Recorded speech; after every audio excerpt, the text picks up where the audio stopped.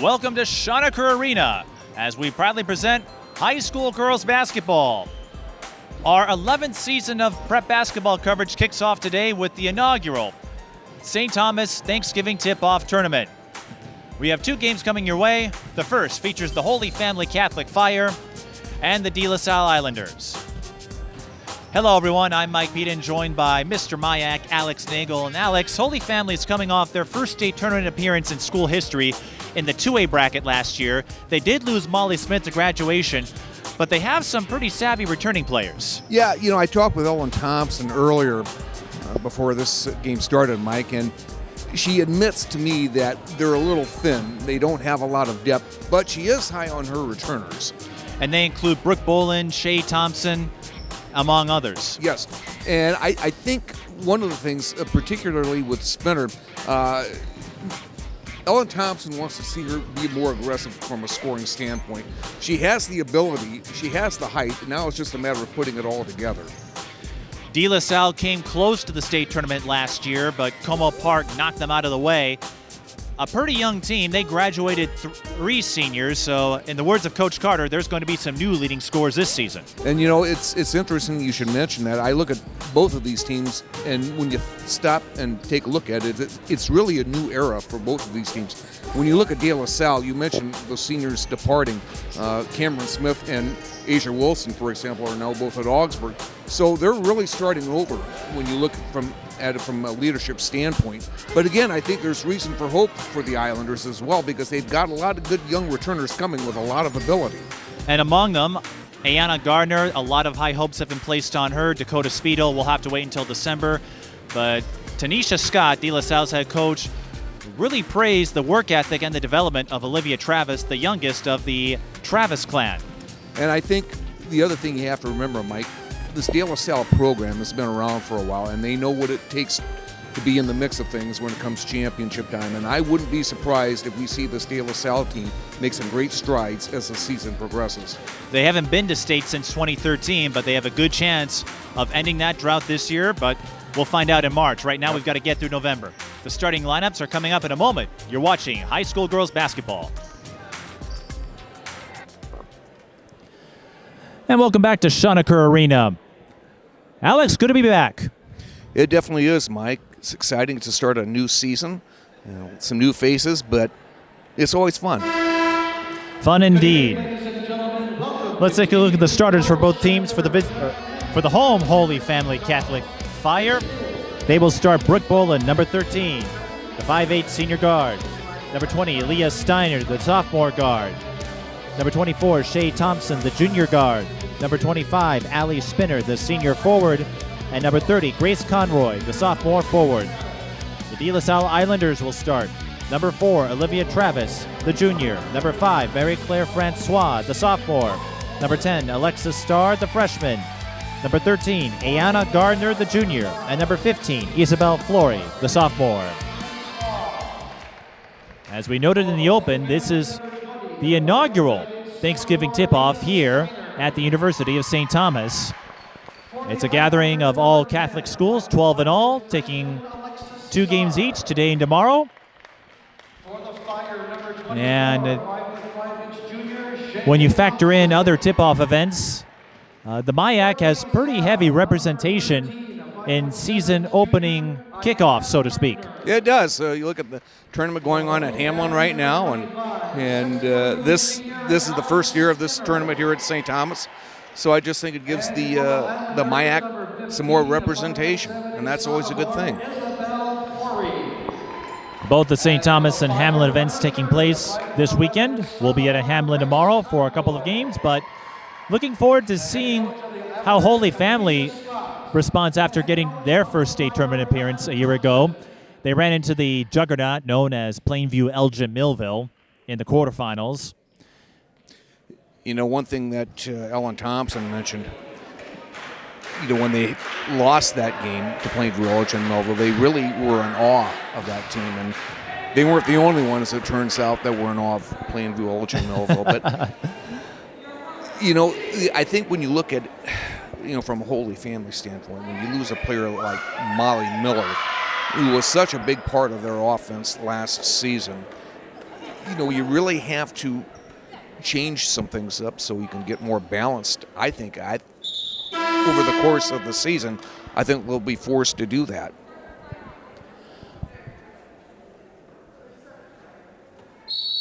And for DeLaSalle, again, coming very close to a state tournament appearance. Como Park knocked them out of the way. Tanisha Scott feels they have a good chance of getting back this year. It's a younger group, but she noted that with the seniors who have graduated now, this is more of her team. So all the younger players are accustomed to her styles, her tendencies, and you don't have that awkward transition that you did the previous year going from Faith Johnson-Patterson to Tanisha Scott. We're underway. DeLaSalle wearing the white. Holy Family Catholic wearing the black. Holy Family listed as the home team, even though this is a neutral site. Someone's got to be home. Couple of scratches to know. Well, I'll get to that. Alexis Stark gets us going with a three-pointer. No relation to Alina or Larea Starr. Of course, Alina had a distinguished career at DeLaSalle, now in her senior season for the Golden Gophers. Holy Family on the drive, and shooting two will be Brooke Bolin, who also plays softball for the Fire. The scratches for Holy Family, Claire Melander and Molly Kalb are both out. Kalb out for the year with an ACL tear. For DeLaSalle, they will not have Dakota Speedle until December. She's recovering from an ACL injury incurred during AAU season. And one thing that Thompson likes about Bolin, that she's a very good driver to the basket. She's one of two. But she gets a Holy Family on the board. Holy Family, part of the Wright County Conference, if I remember correctly. That sounds right. Also home to the likes of Orono, Hutchinson, a couple of 3A perennials. DeLaSalle in the Tri-Metro.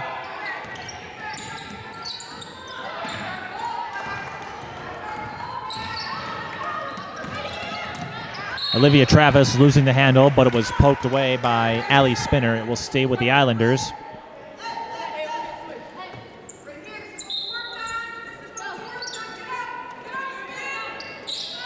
Travis, the younger sister of Jonah. And Reed Travis. Reed playing Division I right now at Stanford. Jonah went to Harvard. There's Alexis Starr with the 15-footer strong. And the rebound going to Allie Spinner. No, that's Bolin. Bolin is fouled. Actually, she's called for the elbow.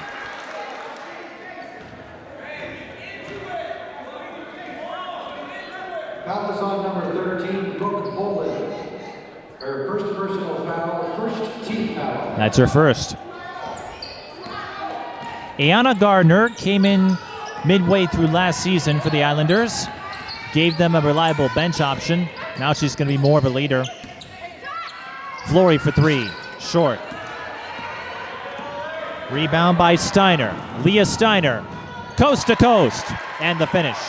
And that's got to be a big positive for Holy Family if they can get a transition. Get some points out of those kinds of opportunities, Mike.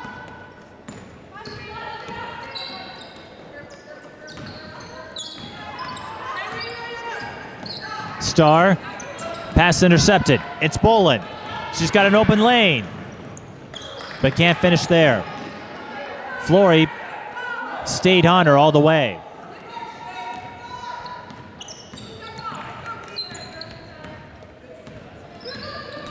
Gardner off the screen, mid-range J, swish. Nice shot from the right elbow there. Basket line by Ayanna Gardner.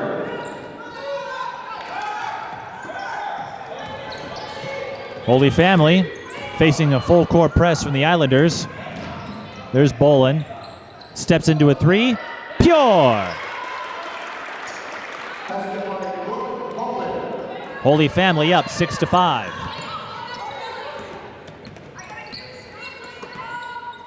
Starr bounce pass intercepted by Shay Thompson, the daughter of Ellen Thompson.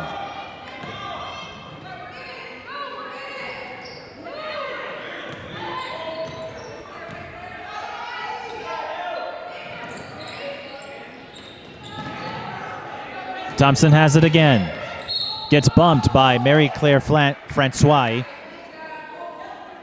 And Francois will be hit with a foul. Foul is on number 5, Mary Claire. In case you need a refresher, we play under the old rules. I can't say college rules anymore because they switched to quarters. Took more of an international flavor. But here you get 6 fouls before you send your opponent to the bonus. 5 fouls and you're out.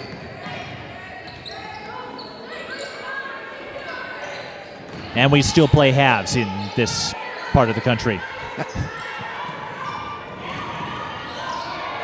Thompson to Bolin for 3. Off the rim.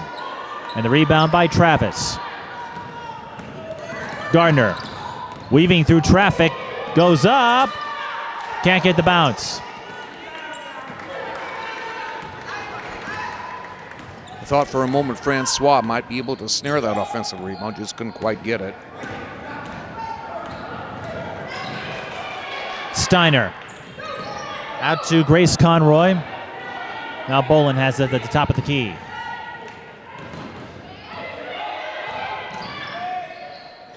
Three on the way is short from Conroy. I should say Steiner.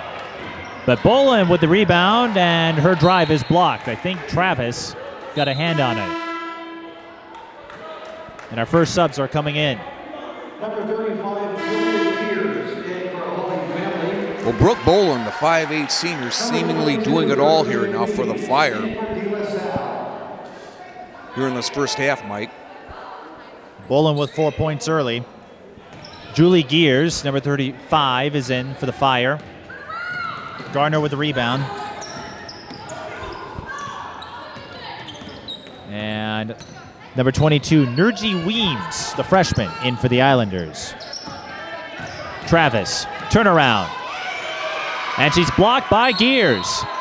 Traveling violation as Gears fell to the floor, so DeLaSalle hangs on to it, but nice vertical stance there from Gears to get the block. Sure was.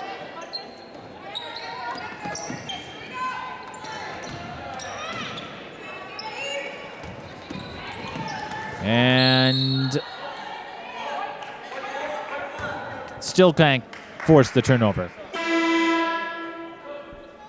I think the thing that's impressing me about Holy Family here so far, Mike, is that they're playing good, solid team defense.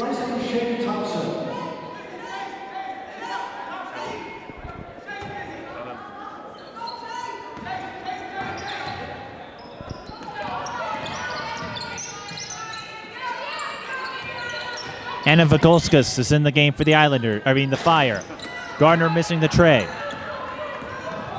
Bolin with the rebound.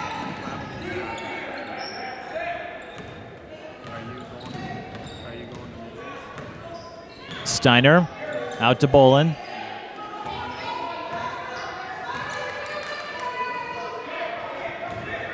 Now Vakolskas. Conroy fakes, and that's a travel. One little extra step.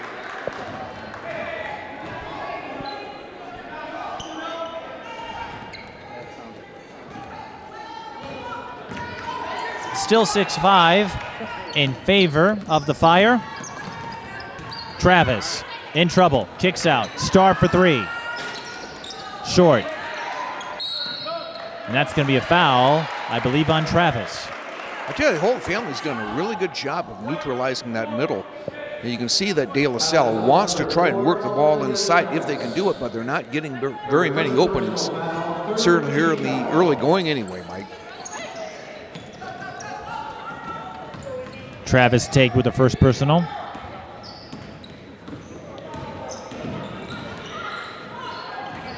Vakolskas kicks out to Bolin, fakes the 3. Skip is tipped and intercepted, or was, but a jump is forced, so Holy Family with the possession arrow.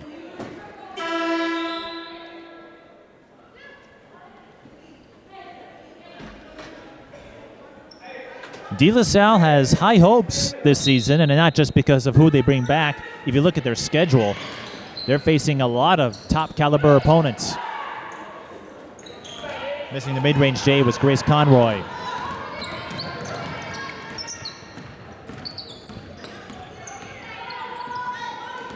And number 2 has it for the Islanders. That's Isabel Fleming, and we have an offensive foul on the Islanders. It's on Gardner. Well, Ellen Thompson told me beforehand, Mike, when I spoke with her, she felt like her squad would likely struggle against the 3A and 4A schools. But right now, they're playing toe-to-toe with them. And it does no harm for them, even if they lose, although Right. they throw it away there, because they're a 2A school. And we should know, with this being opening day for several teams, things will look a little rusty. As we saw with that turnover there. Well, that was something that some of the coaches noted, the lack of practice time. Teams have had a week and a half to practice. You throw in the Thanksgiving holiday. And yes, I stuffed myself with some turkey. But you don't get a lot of time to refine the intangibles. So what you see now is not what you're going to see in March. These teams are going to be a lot more polished come March. But you got to start sometime. And when you don't have an exhibition like college and the pros do, Right. these opening weekend events are often the initiation. More subs coming in for Holy Family. Steiner and Conroy back on the floor. We've been stuck at 6-5 for the last few minutes. Some competitive games, though. A couple of earlier ones today. Rochester Lord knocking off Providence Academy, and Winona Cotter squeaking out a 3-point win over St. Agnes. Leah Steiner hit with her first personal foul. But some of DeLaSalle's opponents include Hopkins. That's a game they're looking forward to. Holy Angels is in their conference, the Tri-Metro, the defending 3A champions.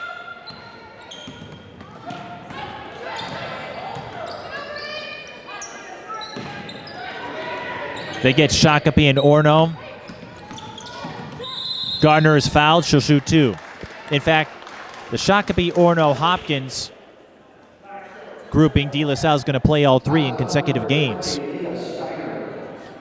Well, if that doesn't get you tougher by the time February, March rolls around, I don't know what will. Gardner to the line. Another addition DeLaSalle made to the coaching staff, they added Ricky Hill, who is the father of Genvante Hill, who finished her college career at Oregon State, team that made their first Final Four appearance last year. And so with Genvante graduated, he's back and coaching again. Gardner makes 1 of 2. And Tanisha Scott was really glowing about his experience in D1 and D2 coaching. Feels it gives Gardner with a steal and can't get the bounce. Well, DeLaSalle a feisty group, aren't they?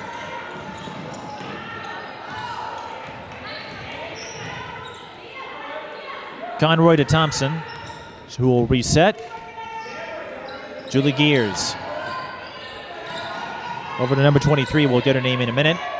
Here's Conroy. Gets the bounce. I thought that drive was going to be a little short, but she got a friendly bounce, and Holy Family is up 8-6. One thing about Conroy that Thompson really likes is that she can play both the power forward or the perimeter, so she's pretty versatile. Catherine Anderson is number 23 for Holy Family Catholic. Gardner sinks the 3. And in case you're wondering, the 3-point line is the purple line for high school athletics. Holy Family facing a full court press, and Ellen Thompson has to call the bailout timeout. Shea Thompson looks a little flustered. The Islanders are up 9-8 with 9:18 left in the first. Well, nice little recovery by the Islanders there after a somewhat sluggish start, getting a 3-pointer and then showing some full court and half court pressure and some trapping as well, and that took the Holy Family Fire out of their comfort zone. And in the case of DeLaSalle, if you're wondering who's going to step up in the wake of Taya Bowden and Cameron Speece and Asia Wilson, Tanisha Scott is saying to watch for a more balanced approach on offense. In fact, she feels more confident about that than she did a year ago. Because it's a younger team, they're not necessarily thinking about their own standing. So they want to boost the morale of everyone around them, and she said, we hope to have more than 2 or 3 scores. And a traveling violation on Anderson. DeLaSalle, they're having trouble scoring, but the pressure defense is starting to get to Holy Family here in the first half. That really is, Mike. It's taking the Fire out of their comfort zone, and the half-court offense, it's really hard to work their sets the way they want. Gardner, bounce pass, kick ball.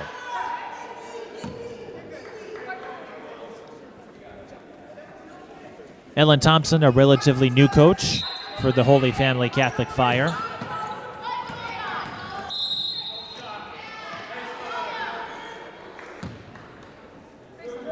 Really like the work ethic that her team showed in the first week of practice.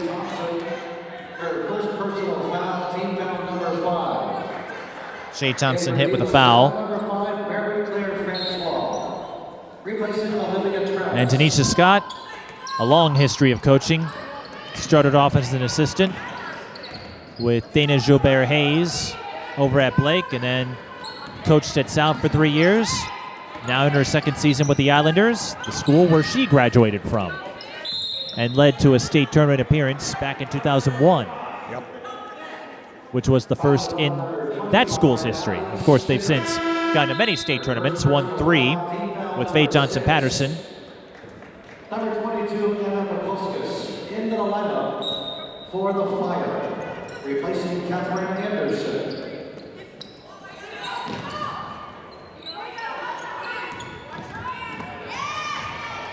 Shea Thompson strips the ball from Flory, and Mary Claire Francois swipes it back.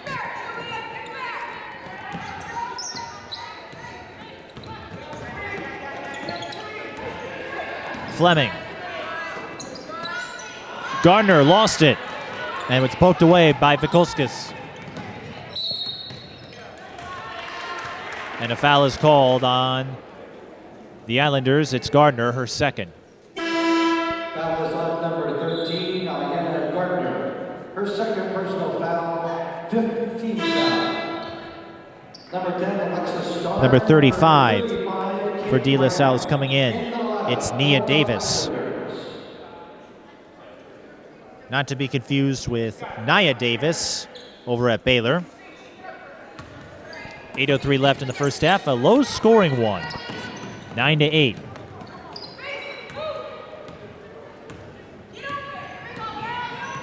On opening day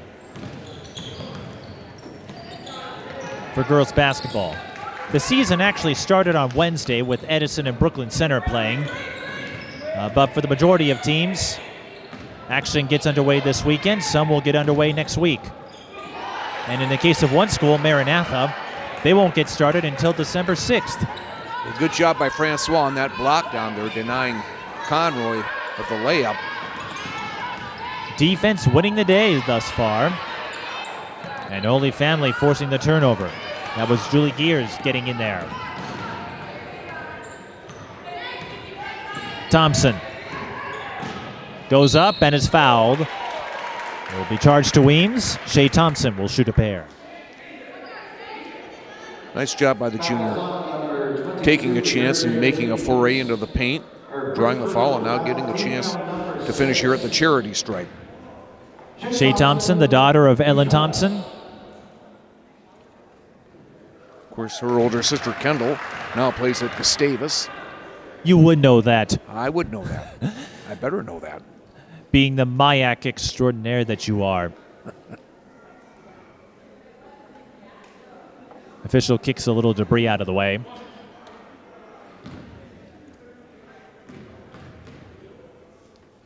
Ellen's really hoping that Shea develops as a player this year. She makes one of two. And we're tied at 9.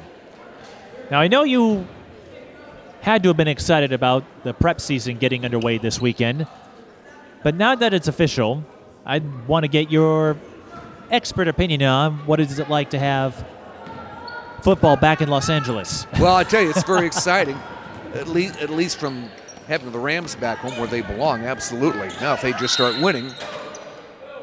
Traveling violation on Nia Davis. Number 13, Brooke Boland in the lineup for Holy Family, replacing Anna Makoskas. Needless to say, it's been a rough year for both the Rams and UCLA.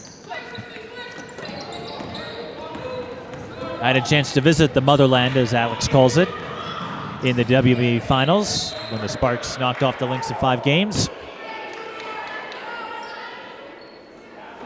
I wouldn't mind LA weather right now. 6:54 remaining in the first half. We're tied at 9 in the opening game of the season for both teams. And a reach-in is going to be called on Isabel Flory.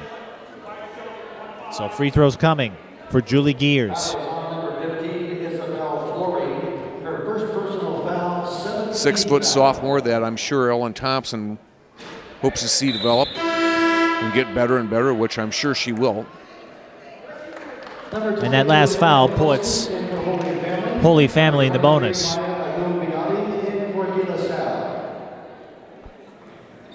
Holy Family also out of fouls to give. Another 1 for 2. So Gears gets on the board.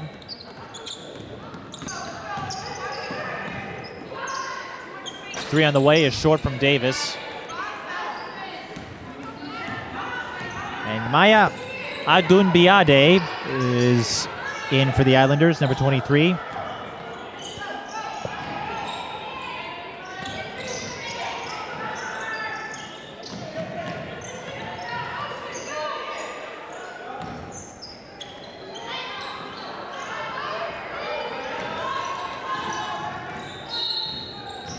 And a push foul's called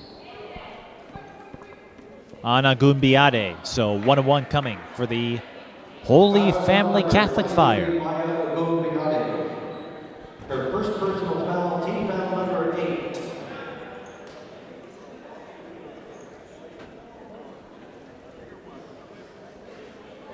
So 1-1 coming for Julie Gears, who split her last time up. Gears on the line for Holy Family, 1-1.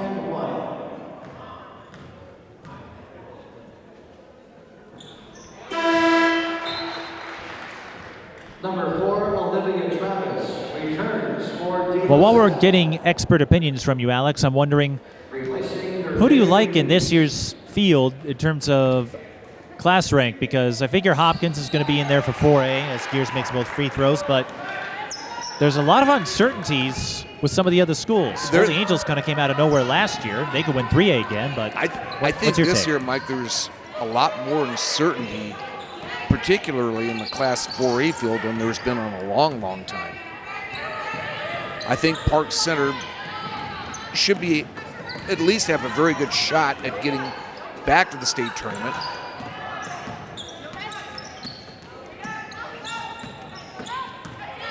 Francois, fadeaway is short, and the rebound by Spinner. And in the case of 4A, the defending champions, Minnetonka, they graduated 2 of their best seniors. They had a senior-heavy class, so they lost a lot of talent there. And one of their top returning players ended up in Kansas, and Chrissy Carr, when her father got a job at Kansas State. So Minnetonka, who knows what their future holds. Missing the three-pointer was Vikolskis. Francois with the rebound. Travis through the hole, off the mark. Last touched by Francois, so we'll stay with,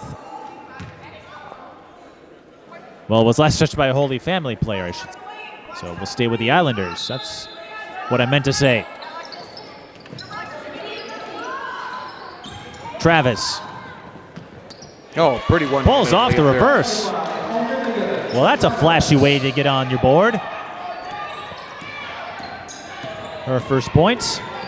And it's 12-11.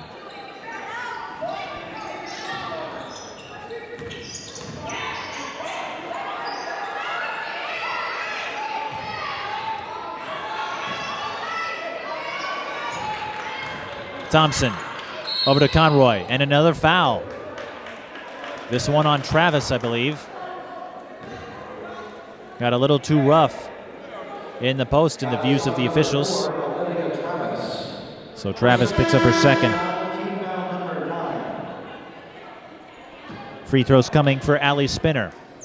More changes in the Islander lineup here now. Weems and Gardner going back in. Gardner with 2 fouls already. Travis going back out.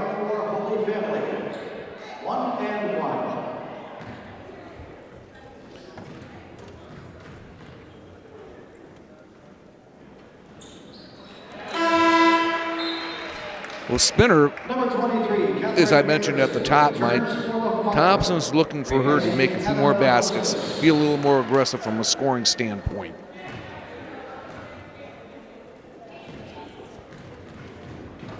And Anna Thompson feels that Spinner can do more things on both sides of the ball with Molly Smith gone. Molly was the team's leading scorer last year. She makes both free throws. And Holy Family, half of their points have come from the charity stripe. They lead by 3. Not for long. Nia Davis gets on the board with a triple.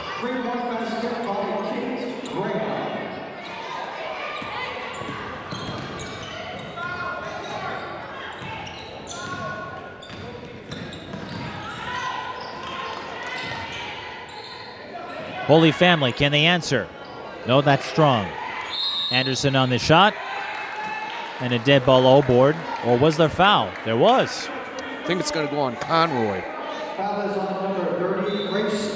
Good eye, Alex. Loose ball foul on Conroy. And that puts Holy Family in the penalty. So 1-1 coming for Nergy Weems. And on the subject of rustiness, Tanisha Scott, I spoke with her pregame, and she wishes there would be another week or so of practice to get everyone acclimated. Yeah. And when you throw in the pair of traveling teams that her daughter is on, that's a lot of basketball. Yeah. So a lot of time management. Weems missed, so an empty possession on the Islanders' end, and Bolin is tripped. She'll shoot 2. Dusts herself off and makes the little trip to the charity stripe. Bolin going to St. Cloud State. The foul is on Gardner, her 3rd.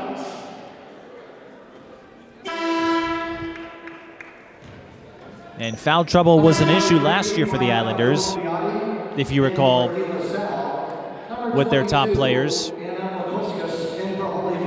And Tanisha Scott said, if we're going to win games, we can't commit 35, 40 fouls like we did a year ago. Yeah. Number 25, Allie Spinner, returns for the Fire. Holy Family already 8 of 12 from the free throw line.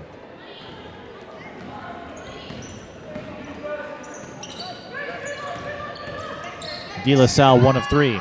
Starr, 3 is short.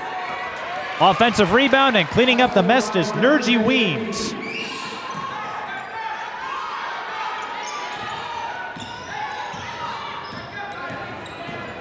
And DeLaSalle reassumes the lead, 16-15, 3:39 left in the first half.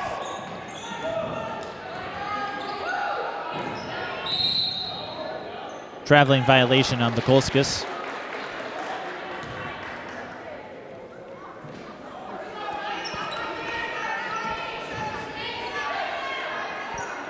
The inaugural Thanksgiving tip-off event here at St. Thomas, run by the Archdiocese of Catholic Schools, or Catholic churches.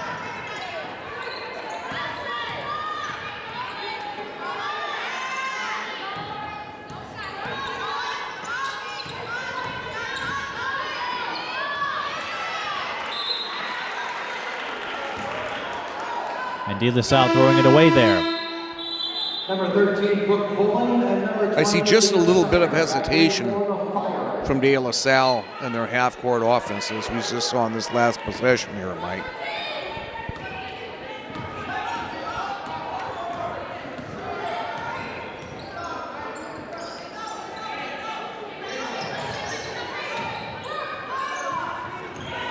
Gears out to Conroy. She fakes the three, backs off. There's Bolin.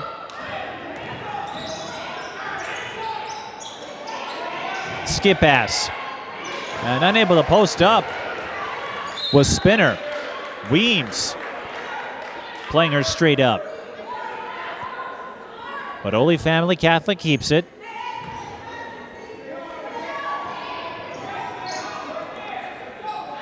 Spinner drains the mid-range J. That was a give and go off the inbound feed.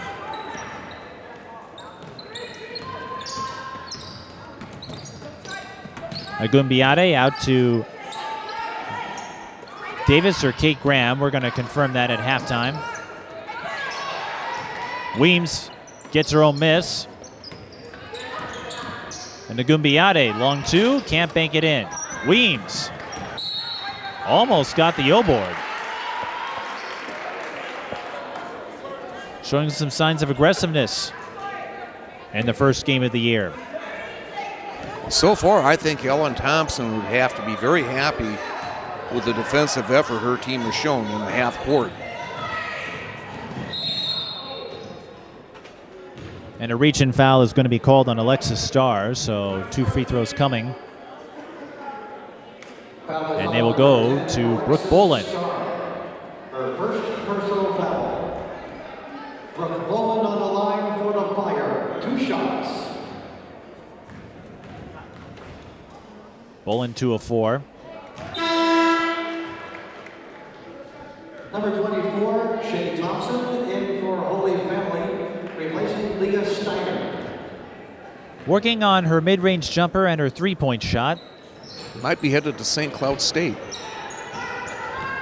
And she splits again. 2-point lead for the Fire. Agumbiade, bounce pass, and the three is off from Graham. Shay Thompson rebounding that one.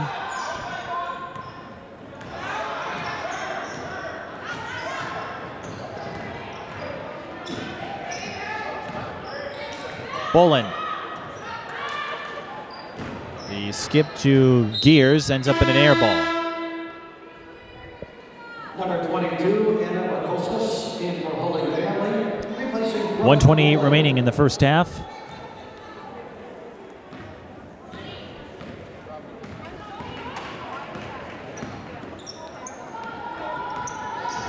In one of several tip-off events taking place around the state. Francois, and one. Strong move by Francois there, getting the layup and drawing the foul. Show no fear. Chance here now for the Islanders to grab a small lead before the half. Mary Claire Francois, the sophomore. Mary Claire Francois on the line for the Islanders. 1 shot. That was her first field goal. She completes the three-point play. DeLaSalle just 2 of 4 from the free throw line, and that was a trend reminiscent of last year. You know, an aggressive team, but had trouble getting to the line. And in several of their games, they would get beaten that mark.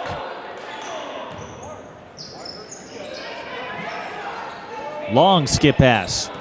Steiner faking it, tries to go inside, and she does. Now going back out, Spinner to Steiner, missing the deuce. Rebound and getting fouled was Grace Conroy. She'll shoot 2. Agumbiade will be tagged. Foul is on number 23, Maya Agumbiade. Well, Conroy started coming into her own late this last season when she got more and more playing time. And she's better around the basket and working on the outside shots. And as I mentioned earlier, Thompson really likes her versatility because she can play both inside and on the perimeter. Grace Conroy. Conroy with just 2 points in her first trip to the free throw line.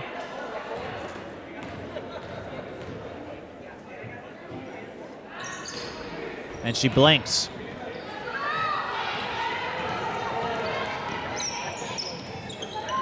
So DeLaSalle hangs on to the 1-point lead.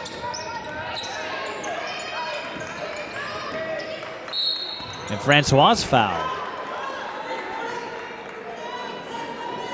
She was facing a double team, and it looked like Conroy made a little too much contact. It is Conroy. That's her second. Team foul number 9. Holy Family is still in the 1-1 range. So Francois will have to shoot one to earn one. Francois on the line for DeLaSalle.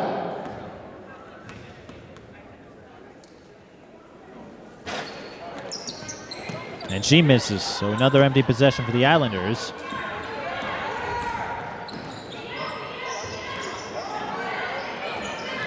"20 seconds, Holy Family. We're not going to hope for the final shot. They were going to look for a back door, but the pass I don't was know off if target. Boland was looking to pass. It I looked don't- that way. Yeah. I saw Steiner calling for it on the backside. Graham, deep three is short, and that brings the first half to an end. It was a rough one to say the least, but DeLaSalle does hold a 19-18 lead, and so far both teams with a pretty impressive display of defense. Well, I think particularly Holy Family. You look at Ellen Thompson. When she told me earlier, I think she was a little apprehensive coming into this game because of her lack of depth and a lot of new faces getting more playing time. I think she has to be pretty pleased with what they've shown, certainly defensively anyway. So we'll tabulate stats and fouls and come back with our first half analysis. You're watching high school girls basketball, the inaugural Thanksgiving tip-off at the University of St. Thomas. And welcome back to Schoenecker Arena, the sparkly, shiny Schoenecker Arena, as we continue our coverage of the inaugural Thanksgiving tip-off here at the University of St. Thomas. Mike Peden here with Alex Nagel. First of two games coming your way today, and we have a 1-point match as we get ready to start the second half between DeLaSalle and Holy Family Catholic. And a lot of these games today have been really close. Either these teams are really competitive, everyone's trying to remember how to play, or maybe a combination of the two. Well, they've been low scoring like this one has too. And I'm sure there's a lot of kinks that both teams have to work out on both ends of the floor, particularly on offense. I think we've seen our share of mistakes from both teams on offense. But I think when you look at Holy Family, they have to be very pleased with what they've been able to do defensively, particularly down low. Alex, on the other hand, never has any kinks. He's always functioning at 100% efficiency. Well, I don't know about that. Not a lot of scoring. Ayanna Gardner, the leading scorer for the Islanders, was 6, and Brooke Boland, the leading scorer of Holy Family Catholic, was 6. But just not a lot of offensive flow. Some of that is just nerves, although Olivia Travis takes it inside. Well, I'm sure Tanisha Scott wants to get Travis more involved offensively. And I was going to say, the second half. Some of the score can be attributed to the defense that both teams have put up. We've seen a lot of feisty plays, players going after deflections, getting strips. So it hasn't been completely rust and nerves. There's Gardner with the steal. Francois almost lost it. Goes up and draws the foul, and she got lucky there.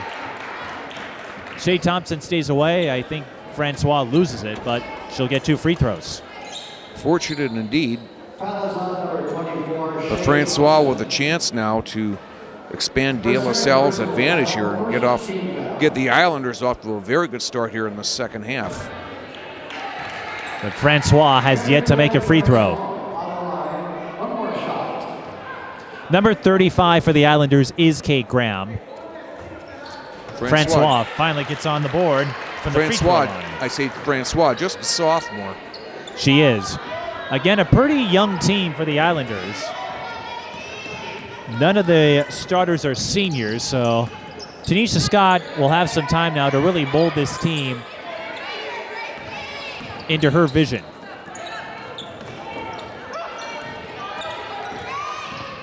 DeLaSalle with a 4-point lead. That's the largest lead either team has had in this game.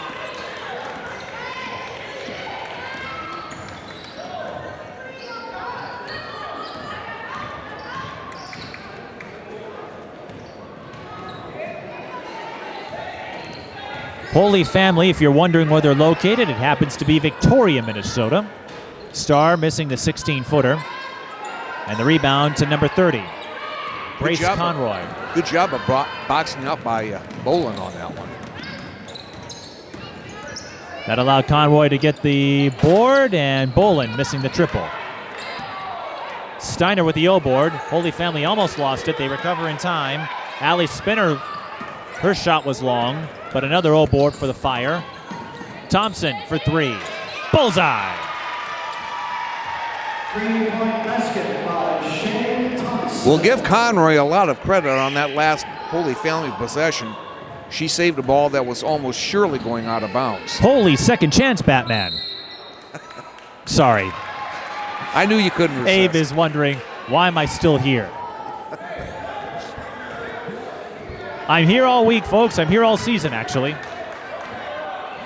DeLaSalle turns it over, and so Holy Family has a chance to reassume the lead.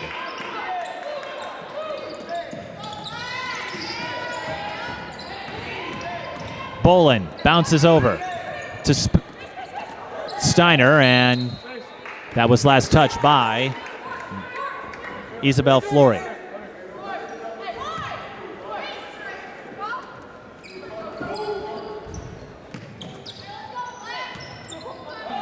We were talking about our prognostications, and in Class A, Maranatha could be a front runner. We had a chance to catch up with Chris Bierman, the head coach, who will be playing Holy Family, and the team will see next Holy Angels as part of his schedule. They have most of the players coming back. In 2A, you have to like Plainview, Jamilville. You pretty much have to like anyone coming out of the Southeast. Yeah. PEM, Dover, Iota. Olivia Travis.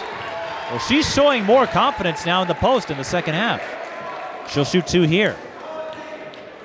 No doubt that Islander head coach Tanisha Scott wanted to get Travis more involved offensively, have her be more aggressive, and she's certainly shown that so far in the open minutes of this second half here, Mike. Number 35, Kate Graham, in with DeLaSalle. Kate Graham returns to the floor. Replacing Isabel Flory. Olivia Travis, one more shot. And Travis makes 1 of 2. Islanders 4 of 9. And that is something I imagine Tanisha Scott and her coaching staff will want to work on throughout the season. Because how many times have we seen free throws factor in the final outcome of a game? Good defensive play by Francois, getting the steal. The deflection, the steal, and DeLaSalle has a chance to pad the lead. Gardner short on the 3. And Bolin with the rebound. Islanders could use a little more patience on that last possession, I think, Mike. There's no shot clock, so you can afford to be patient.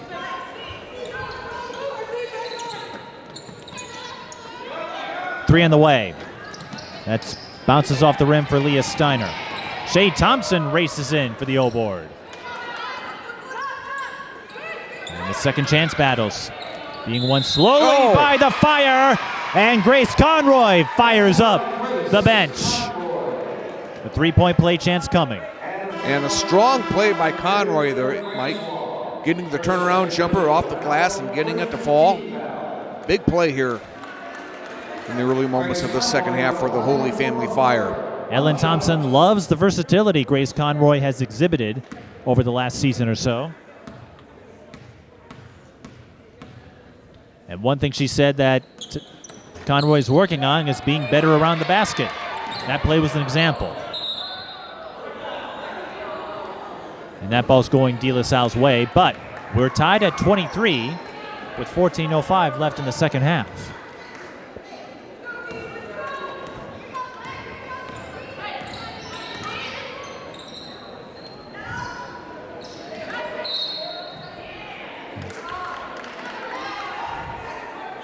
And foul away from the ball.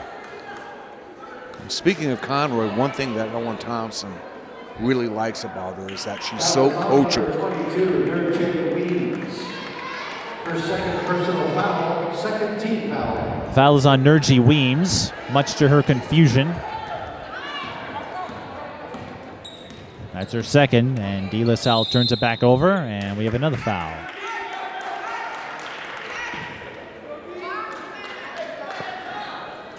Well, some of that early spark we saw from DeLaSalle coming out of the gate here in the second half seems to have fizzled here, Mike.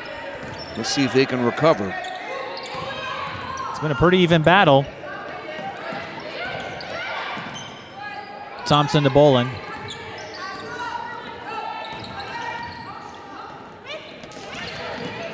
Conroy against the double team. Another strong move in the paint by Conroy. Conroy showing no fear. Travis, skip. Graham wasn't ready for it. Does hang on to it. And Tanisha Scott calls timeout. DeLaSalle had all 5 available. DeLaSalle calls time. This is a full timeout.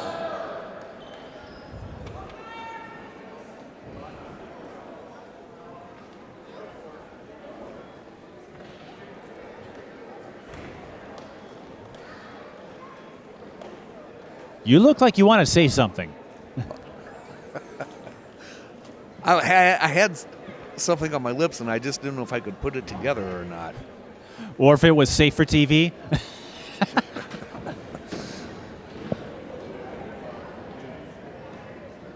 Well, what do you make of this? As you and I have covered the Hamlin tip-off event for a few years, and I'll be there on Saturday. You'll be cheering on your UCLA Bruins. They'll need all the cheering on they can get. But now we have another event. We talked about what this means for the MIAC. You've got the Archdiocese involved, so you have an all-Catholic round robin on this Friday and Saturday. Now, what do you think that does for basketball, for this community, and again, just giving a chance for St. Thomas to highlight their fine facilities? Well, I just think, first of all, look at it from strictly a girls' basketball standpoint, it just gives girls' basketball that much more exposure, and deservedly so, I think. And then for St. Thomas to have its own event is really something special. And you have the facility here, that's great. I don't think you could ask for much more. This facility opened up 5 years ago. Brooke Bolin with the steal. Races to the basket, almost gets the M1, but she'll shoot 2.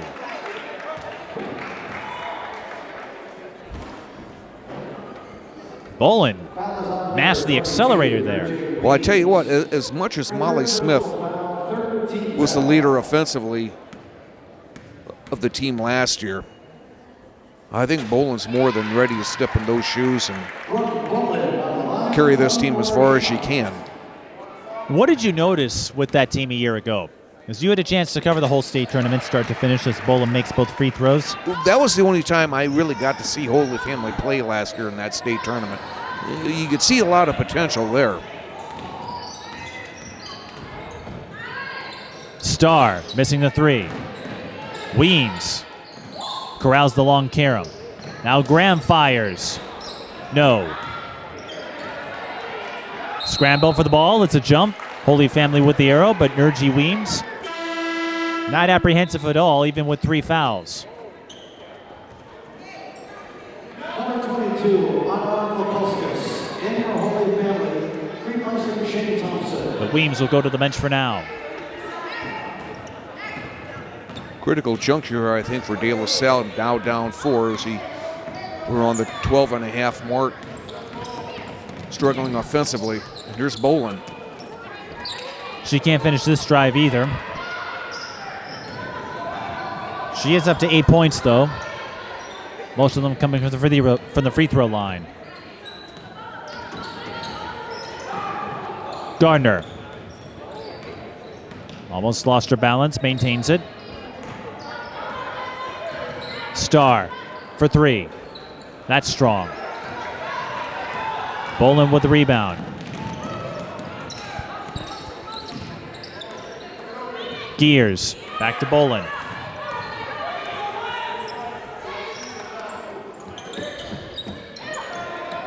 Mikulkas on the floor as well for the Fire.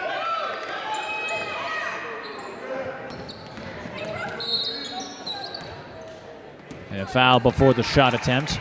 But you saw Holy Family kind of waiting for a hole to open up in DeLaSalle's formation. And Bolin looked like she was ready to exploit it.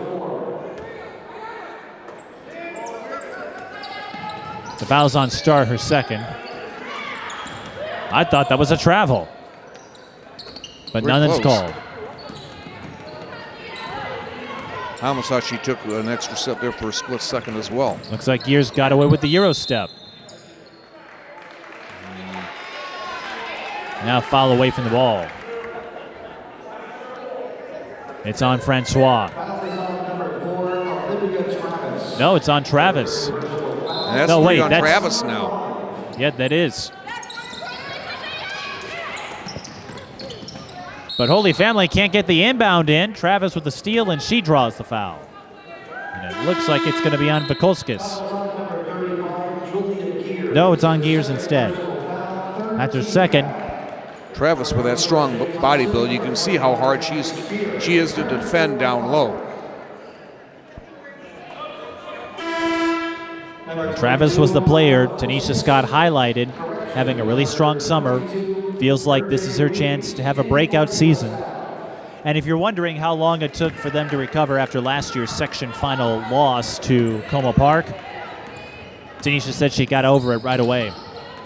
She didn't even watch the tape because, in her view, that was last year. Time to focus on a new season. But Holy Family gets back on defense, and they get another floater from Allie Spinner. Well, great defensive by Gears down here, Mike, creating that turnover. Holy Family up by 6, their largest lead. Bolin almost got that one. Off the screen. And Bolin's going to be hit as she pushed Weems to the floor. Not maliciously, of course, but enough to draw the foul. That's her third.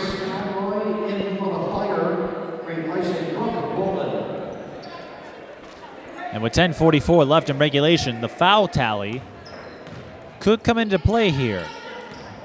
Let's see, Bolin will get sit a spell here, and let's see how that affects Holy Family.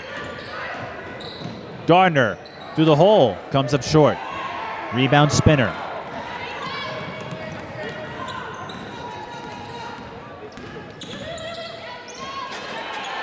Ooh. Leah Steiner almost had that. Just rimmed out.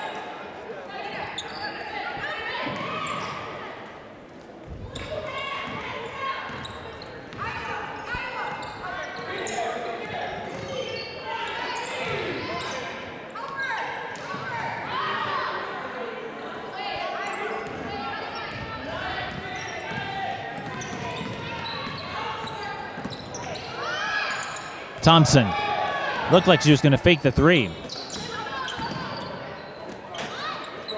And Gears unable to get the bounce. A lot of short-range floaters just bouncing out. Some unfriendly rims here. Weems goes up and is hacked. So she will shoot 2. Foul's going to go on Spinner, I believe. Foul is on number 25, Allie Spinner. Her third personal foul. So now both Bolin and Spinner now with 3 fouls. Both teams with just 1 left to give.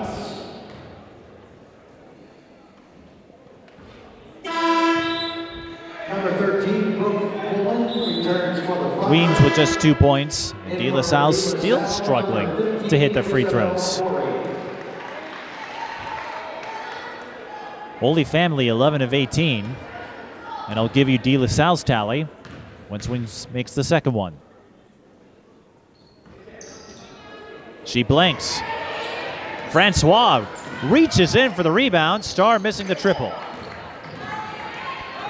A missed chance there for the Islanders. Holy Family 11 of 18. DeLaSalle 4 of 11. Both teams missing 7 free throws, but Holy Family has 7 more.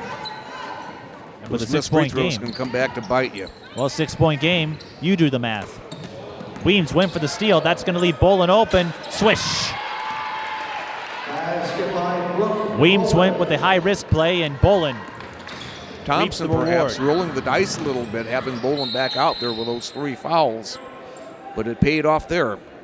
sensing that Bolin being the floor leader, the floor general, and Holy Family needing that fulcrum of leadership. Julie Gears returns to action for the Fire. Star gets a little push off, fires, comes up short, and Francois is going to be hit with the over the back foul. So that is DeLaSalle's last to give. That was on number 5, Mary Claire Francois. Her third personal foul, team foul number 6. When you factor in the developing nature of all these teams, as Ellen Thompson calls a timeout, Bolin facing full court pressure there. Well, Tanisha Scott coming with some full court pressure there.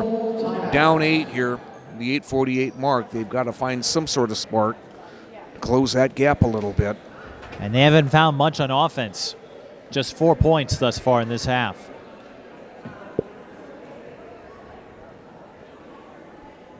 And considering that good start that they had, that's very surprising. And when you factor all the free throws that they've missed, Yeah.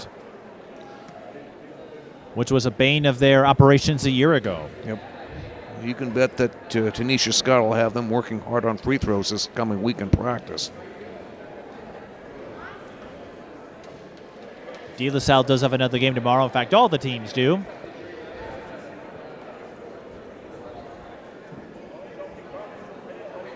She's not worried about them peaking right now. I don't think anyone expects their team to peak in the first weekend of the season. I think more importantly, what a lot of coaches in these opening games, they want to see what they can get from the role players and their bench players. You know, see how they can contribute and try to make adjustments from there.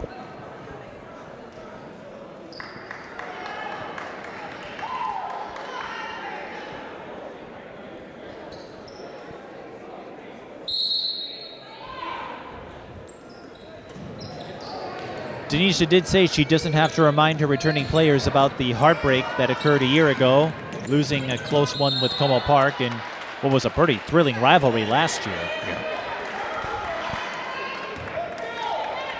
And there's a stop. DeLaSalle forcing the turnover. But they got to find someone to generate offense.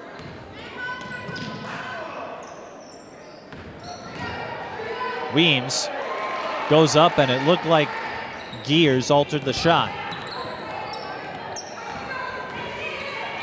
And that's a difficulty that comes with a younger team, especially when the bulk of your leadership was assumed by 3 seniors who were used to the program.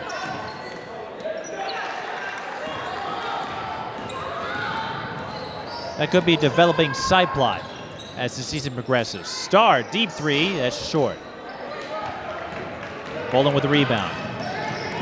Losing the handle. And we've got a rugby-like scrum going. It's won by the Islanders. And Flory is fouled. So both teams out of fouls to give. Although factoring in current trajectories, that would favor Holy Family Catholic. Just based, go ahead. And in hopes of injecting some more life into their offense, Olivia Travis is now back out there for the Islanders. Now over to DeLaSalle, number 4, Olivia Travis.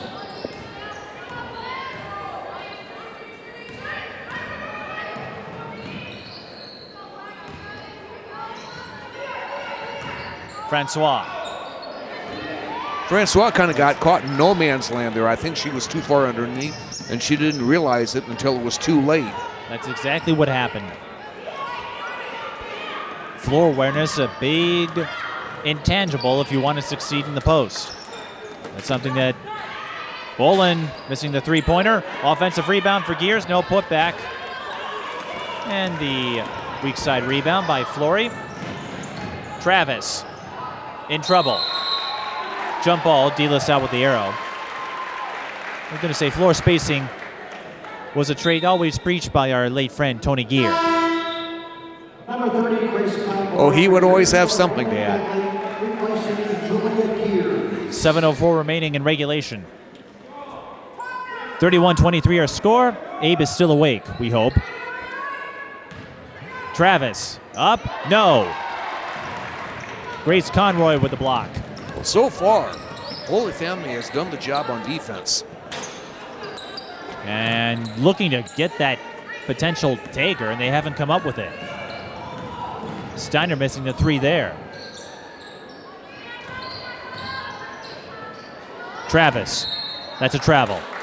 Stutter step before she dribbled. Pretty easy call for the official to make.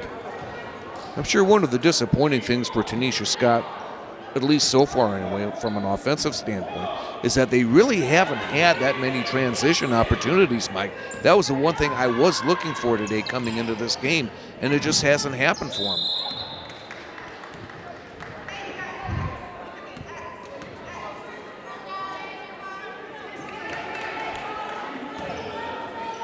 Some more sloppy miscues unfolding here. Both teams commit traveling violations. Gardner drives and loses the ball. Alley spinner swipes it away. Holy Family holding on to their 8-point lead, the largest of this game. Thompson, 3 ball. Ooh. Oh, it rims out. And Francois with the block. If DeLaSalle rallies back, remember that play. Free throws coming for Gardner, 1-1, as Leah Steiner hit with a foul. I don't know where Francois came from, but that was a big-time block to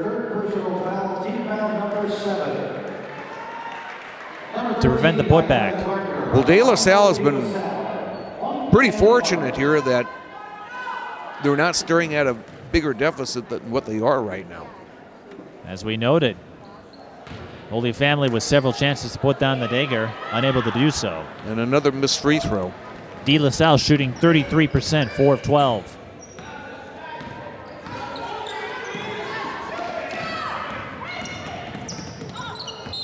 And Holy Family throws it away.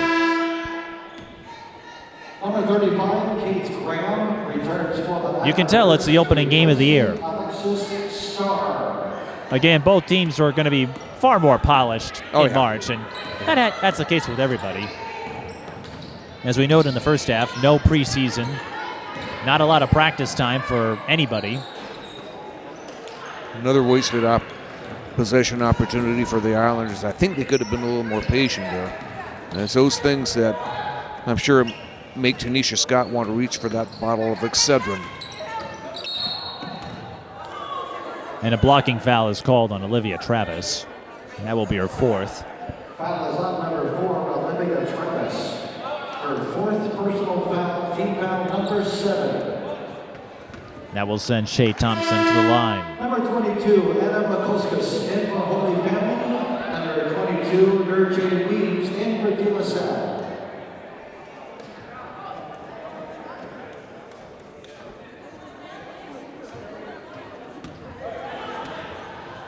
Shea Thompson with 4 points. Shea Thompson on the line for the Fire. 1-1.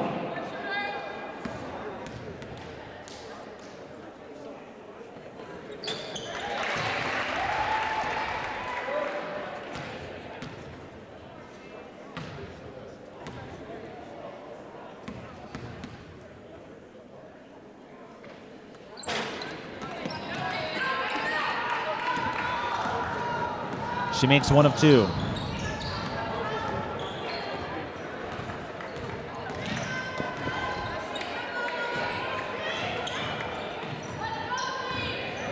Graham to Francois. That's a jump. Holy Family with the arrow. Well, I'll tell you, the Fire have done an excellent job of bottling up DeLaSalle down low, Mike.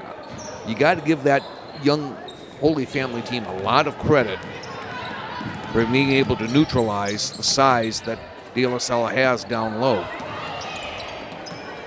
My goodness. And getting the Conroy cleanup with was another Grace finish. Conroy. Basket by Grace Conroy. And that just might be the dagger that seals a victory for the Fire. We're coming up on the 4.5 minute mark. I'd say- Timeout, DeLaSalle. I think Tanisha Scott sees that the lifelines to victory slowly slipping away here.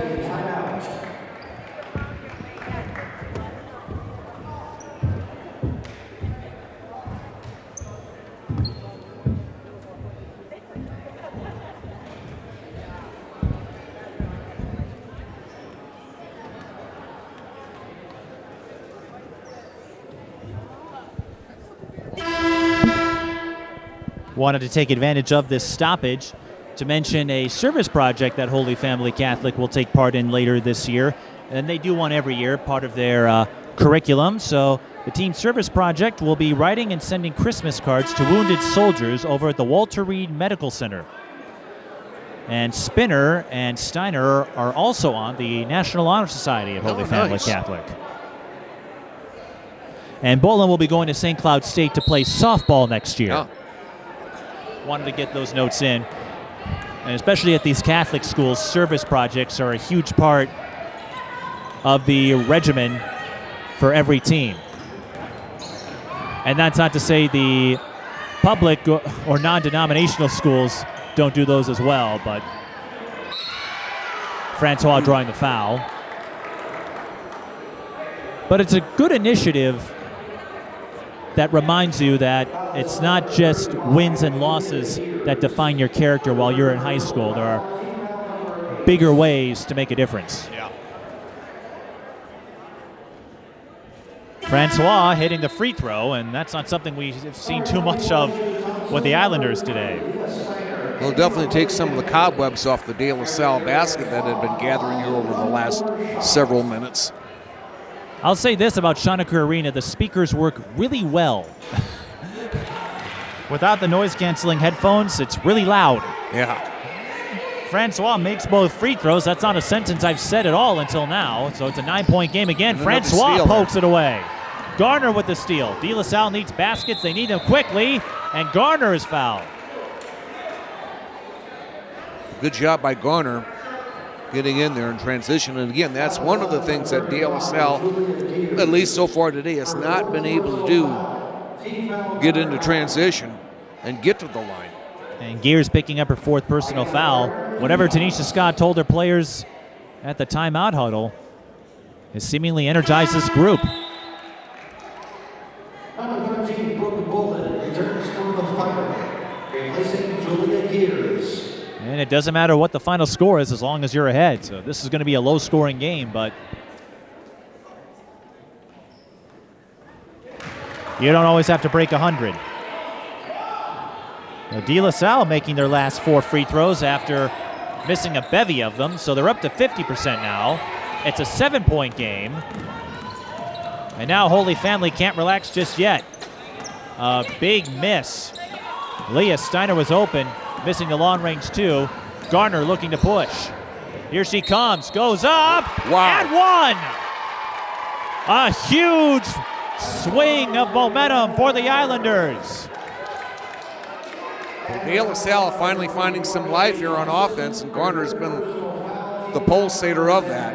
And in a flurry, DeLaSalle has closed this margin to 5, perhaps 4 if Gardner can make this free throw. And she does. So Gardner up to 11, and it's a 4-point game, 34-30.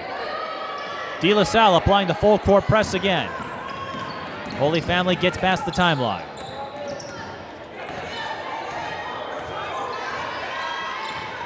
Bolin. Over to Thompson. Now there is no shot clock, but I don't think Holy Family's in a position where you want to kill it right now. Thompson goes up. Oh, that's Got it. big. Nice shot there by Thompson, under pressure. But the junior delivers. A clutch gesture. Gardner. I'm not sure if she was intending to shoot or not, but she saw Leah Steiner moving along and figured, well, if I can swoop in there, I can at least draw the foul. And she does. So Steiner with her fourth, and Gardner shoots 2 more. More importantly, it stops the clock at 3:02.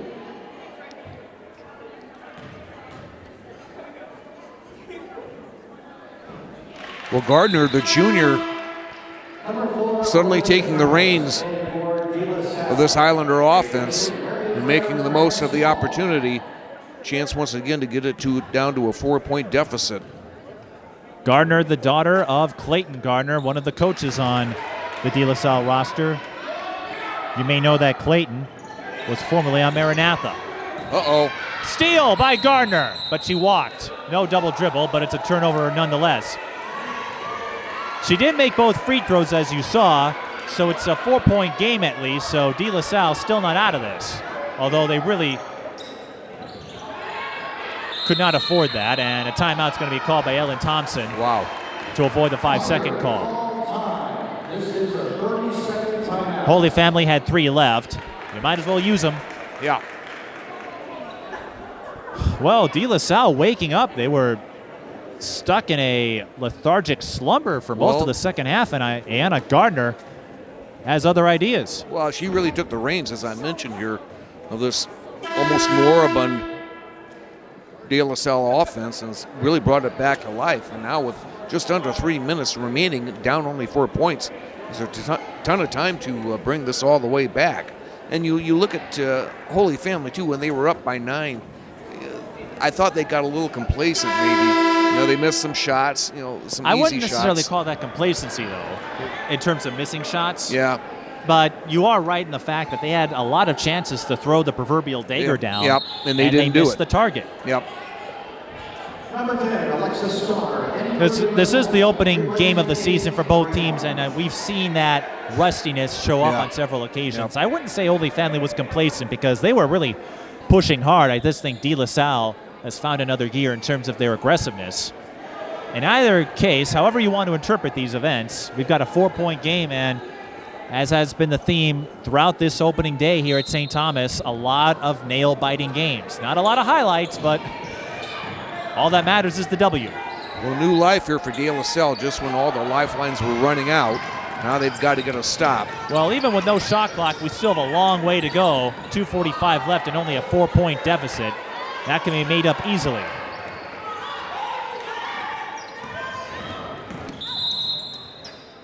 And a foul is called on Flory. That will send Holy Family's top scorer to the line in Brick Boland. Number 15, Isabel Flory. Her 3rd personal foul, team foul number 8. Now, Holy Family is still in the 1-and-1 range. That was only the 8th foul for DeLaSalle, so if Boland misses, which she doesn't, but that's the drama that comes with the old foul system that you no longer see in college. Right. And Boland calmly makes both free throws. She's up to 12. And the lead is back to 6. But not over by any stretch. Ooh. And Boland Jump ball, DeLaSalle with the arrow. But Olivia Travis didn't see Boland coming from behind. Yeah. And the reason why I don't say this is over yet, last year I called the Twin Cities Girls Championship a thrilling one between Como and Southwest. Como Park came back from 7 down with less than 2 minutes to play. Gardner draws the foul. My goodness. See how far she got underneath and then let loose with the one hand? Almost went in. I was going to say, if you want a more extreme example of a comeback, the Connecticut Sun in a regular season match against the Minnesota Lynx came back from 11 down to force overtime, ended up winning that game. Lynx, of course, would go on to the WNBA Finals, but you can never rule out a comeback with this type of range. And Anna Gardner with a strong second half. She only had 6 in the first half, and she's padding that figure when DeLaSalle needs it most, but she only makes 1 of 2. And we got a foul on the Islanders. A good job by Conroy snaring that defensive rebound. Foul on Starr, her third. This may be the understatement of the day, but both teams have demonstrated glimpses that could prove useful when they get to section play. Yeah. And Holy Family, to get to the state tournament last year, they had to sweat out an overtime win over Annandale. Yep. So both teams understand that you're going to have some close ones, some ugly ones. And missing the free throw was Grace Conroy. Holy Family was still in the 1-1, so DeLaSalle can make this a one-possession game if they score here. Ooh. Francois with a screen. Garner goes up, but that's strong. She really didn't have an opening. And Francois commits the foul. Or it was on Weems, one of the two. And Bolin ran right into that It's on screen Weems. set by Francois. Really took the nasty part of it, but she's okay. 2 free throws now. Both teams with 10 fouls. And Weems hit with her 4th.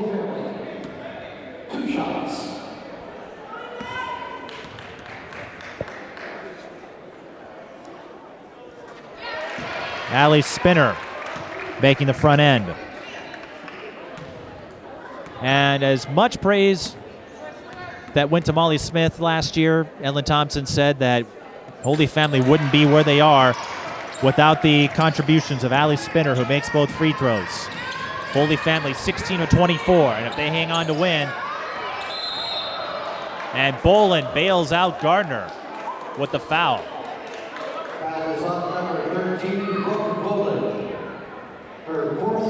That's her 4th, but Gardner can close the deficit with the clock stopped at 1:54. You need both of these free throws right here to make it a 5-point game.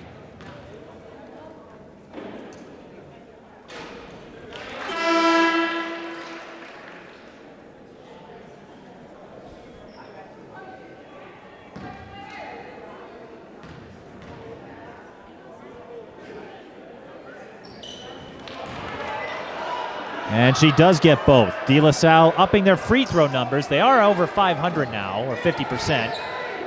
And it's a 5-point game.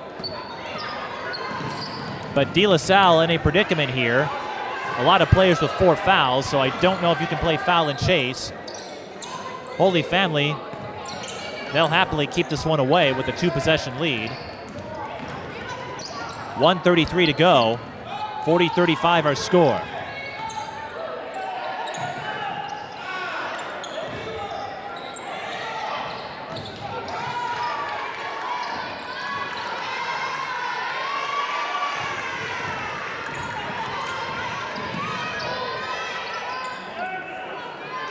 Great keep away here by the Fire. They've elapsed nearly 50 seconds of clock before Gardner finally fouls her. And that may have been too long. That's Gardner's 4th. And look who's at the line. And the last person you want to send a line if you're DeLaSalle is Bolin.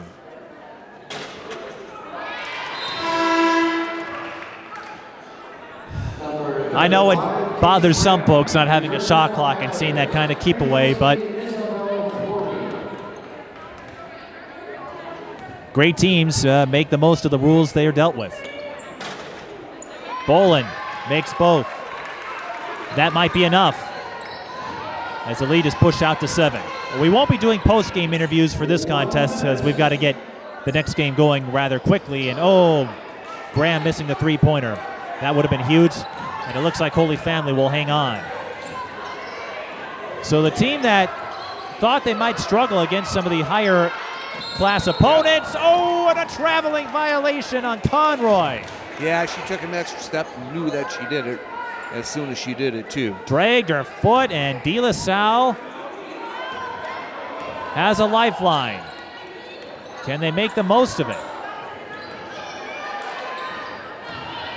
Francois goes up. Well, she'll shoot 2 with the clock stopped, but DeLaSalle's running out of time here with 33.6. But if Holy Family hangs on to win, you mentioned in the first half, they thought they might struggle against some of the bigger class schools, 3A and 4A, and here's a competitive team in 3A, and Holy Family holding their own here. Well, and I don't, this is, make no doubt about it. I mean, this is a good win. This will be a good win for the Holy Family program. But again, I wouldn't put too much emphasis on an opening win in November. No, but you'll take it. Absolutely. I don't think anyone complains about wins in November, because you need those wins. If you want to get solid seeding in section and state tournament play, you got to win your games, whether it's in November or in February. Francois making both free throws, but DeLaSalle running out of time. And Graham commits a foul. That will send Steiner to the line.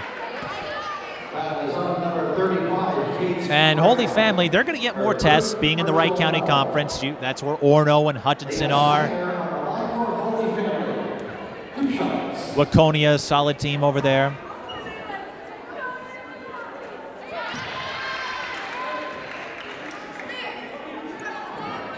Leah Steiner also plays on the lacrosse team, and if she makes this free throw, that should seal this one. Hoping that later this season that Steiner can be a triple threat as a driver, dribbler, and mid-range jumper. She makes both free throws, though, and that should ice it. So Holy Family will start the 2016-17 campaign with a win. Garner missing the three-pointer. And Weems gets the putback, but it will not be with enough time. Tanisha Scott's going to call a timeout with 6.5 seconds, but there's just not enough time left. And I'm sure if you're Tanisha Scott, you're going to look back at missed free throws, some other missed opportunities. But again, give a lot of credit to Holy Family here, Mike. They did the job defensively. They stopped DeLaSalle down low on several occasions, and that made a difference. Well, in the free throw department, it ended up evening out. Holy Family 16-24, DeLaSalle 16-25. What I think it came down to, though, you're right, DeLaSalle got in that hole early, and they didn't get a lot of perimeter makes either. I'm sure even more frustrating for Tanisha Scott when you consider the nice little spark they showed coming out of the gate here, the opening part of, opening minutes of the second half, and it never was able, they didn't get any continuation from that. But like you said, this is November, so we certainly don't want to extrapolate too much based on the result of the first game of the year. But this has to give the Fire some confidence, and we mentioned this earlier, one of the teams they'll face in non-conference play is Maranatha, the two-time runner-up in Class A. Yep. So Bolin will pad her numbers here. Not a lot of points. A lot of free throws late. But Holy Family drained them when they needed to count. Bolin will finish with 16. Gardner goes up. Inconsequential. The final score, Holy Family 46, DeLaSalle 39, and the 2A school that thought they were going to struggle against some of the bigger schools starts the season out with a win. Well, I'm sure Ellen Thompson has to be very pleased with her team and her effort getting this win today. Again, she's expressed some concern, being kind of thin depth-wise, but you saw her young players step up today. I was very impressed with Conroy. They did a fantastic job today, and I think the future is bright there at Holy Family. And for DeLaSalle, they'll regroup. Of course, they have a game tomorrow, but what do they learn and what do they need to do to continue growing as the season moves along? Well, sure, there's going to be growing pains, and I think they're still maybe trying to carve an identity for themselves now that you've got new faces out there on the floor. But I'm sure, at some point, Tanisha Scott will have this team where she wants them to be.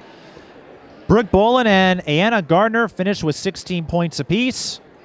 Other supporting roles, Allie Spinner and Grace Conroy with 8 for the Fire, and for DeLaSalle, you have Mary Claire Francois with 7 points. And those are your notables. We won't do any post-game interviews on this contest because the next one's going to start pretty soon, but thank you for watching the Thanksgiving tip-off at St. Thomas. We have another game coming your way. The Holy Angels Stars will take on the Totino Grace Eagles. For Mike Peden and Alex Nagel and everyone else, I just plugged myself, but this is Mike Peden. Well, I like to credit myself once in a while. That's all right. Thank you for watching our coverage of the inaugural Thanksgiving tip-off here at St. Thomas. One more game coming your way.